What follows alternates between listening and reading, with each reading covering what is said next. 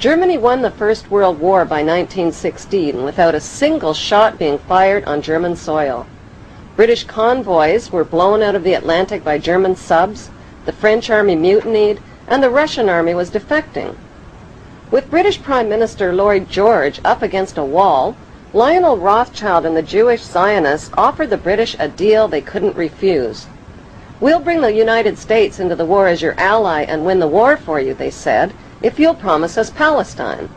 In April of 1917, President Wilson got the green light and declared war on Germany. Because of overwhelming opposition to the war, Wilson invoked the draft and passed the Espionage Act, forcing Americans to fight or be thrown in jail. Billions of U.S. taxpayers' money was delivered to the British war machine, money that was never repaid. In return, the British government wrote the famous Balfour Declaration and addressed it to none other than Lord Lionel Rothschild. The declaration promised Palestine and Israel to the Rothschild Zionists. In 1917, Lord Allenby conquered the Holy Land, and the Jews were promised a national home in Palestine by the Earl of Balfour, a policy endorsed by Woodrow Wilson and by the League of Nations, which made Palestine a British mandate.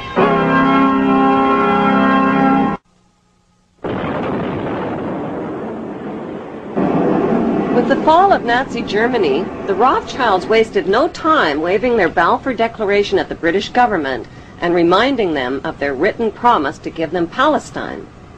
But how could the British promise the Arab land of Palestine to the Jews?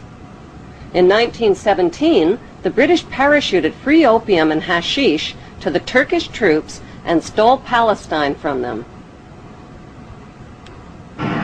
One ingenious strategy was to parachute hashish and opium to the Turkish troops to try to keep their mind off the fighting. Allenby's strategy worked brilliantly. During World War II, the British needed Arab oil and signed an agreement with the Arabs which forbid Jewish immigration into Palestine.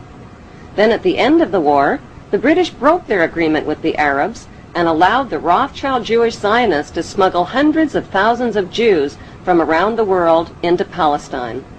To win public support, the Rothschilds, who owned Reuters and the Associated Press, bombarded their media empire with images of homeless Jewish Holocaust refugees crowded together in ships off the coast of Palestine. On October 24, 1945, the bankster pirates gave birth to their most powerful weapon of global control, the United Nations. According to plan, the British pulled out of Palestine and gave the land to the Jewish Zionists. These Zionist extremists call themselves God's chosen race of people and believe they have a God-given right to the land of the Palestinians. It is important to know that the land now called Israel was originally called Canaan in ancient times. Canaan was populated by the Canaanite people, who were the ancestors of today's Palestinians imprisoned in refugee camps in Israel. About 3,500 years ago, the Semitic Hyksos kings ruled Egypt for 100 years, but were expelled from Egypt into Canaan. The Egyptians called these Hyksos people the Habarus, which means Hebrews. These expelled Hebrews invaded and conquered the land of Canaan and changed the name of the land from Canaan to Israel.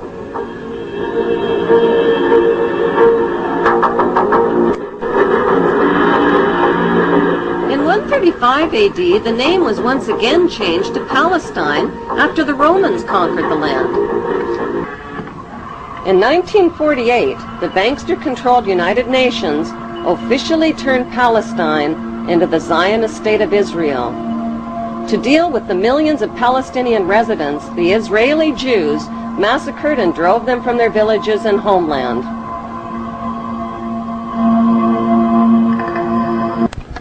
The Jews herded the Palestinians into two separated regions called the West Bank and the Gaza Strip. The Rothschilds soon began financing Jewish Holocaust refugees to build illegal Jewish settlements on Palestinian land.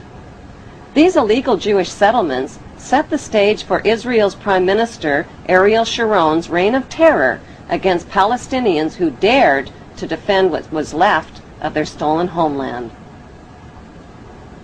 American-supplied gunships and planes in an unrelenting campaign of bombing, murdering, bulldozing, starving, and terrorizing the Palestinians off of what remained of their land.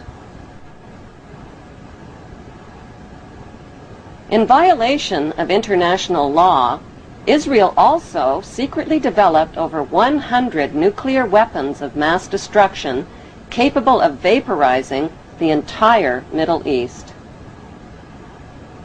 Defenseless against Israel's U.S.-backed military and media campaign, the Palestinian Muslims fought back with sticks and stones and suicide as their only means of defense against the wholesale theft of their ancient homeland. The story of the Bible was written by Hebrew Jews, who tell us that the Hebrew Jews are God's chosen race of people.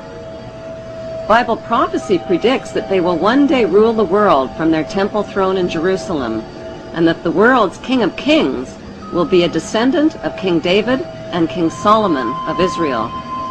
That is what Bible believers all over the world believe will come to pass. To turn this Bible prophecy into a reality would demand the cooperation of world leaders.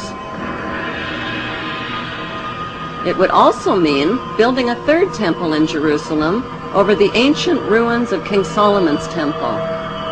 But there is one giant-sized problem. A sacred Muslim shrine called Dome of the Rock was already built on top of the ruins of Solomon's temple in the 7th century. It still stands majestically today in the heart of Jerusalem, and it would have to be destroyed.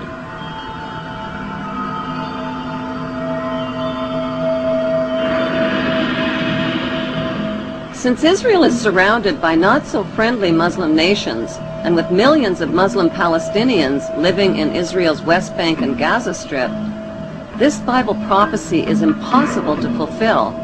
Or is it? Like a screenplay for a movie, the Bible story was written by Hebrew Jews. But who is the director and the producer? Is it God, or is it a special interest group of the world's wealthiest men?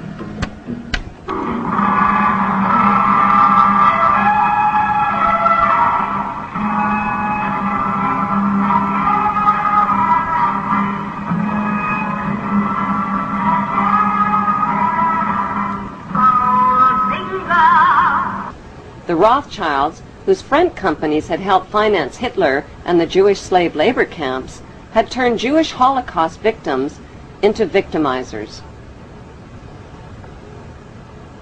Imprisoned inside barbed wire refugee camps, the Palestinians began to resemble the victims of Nazi concentration camps. According to author Simon Schama, the Rothschilds own 80% of the land of Israel. Even the flag of Israel flies the hexagram symbol from the Rothschild family's red shield. The hexagram has 6 points, 6 triangles, and 6 sides on the central hexagram. The numbers 666 are associated with the biblical prophecies that predict an apocalyptic Third World War. The Rothschilds bought Reuters in the 1800s. Reuters then bought the Associated Press, which selects and delivers the same news stories to the entire world, day after day.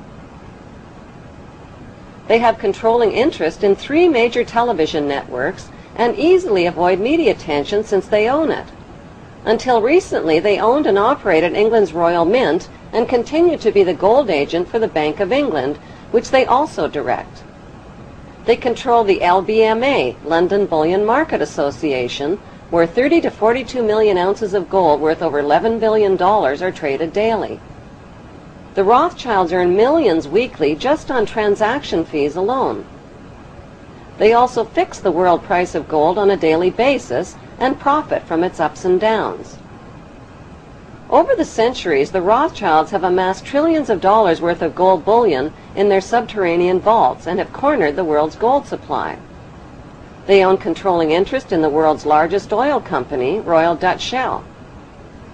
They operate phony charities and offshore banking services where the wealth of the black nobility and the Vatican is hidden in secret accounts at Rothschild Swiss banks, trusts, and holding companies. Although Evelyn Rothschild looks like a harmless gray-haired old man, make no mistake about it, Rothschild and his ancestors have handpicked presidents, crashed stock markets, bankrupted nations, orchestrated wars, and sponsored the mass murder and impoverishment of millions. The wealth hoarded by this one family alone could feed, clothe, and shelter every human being on earth.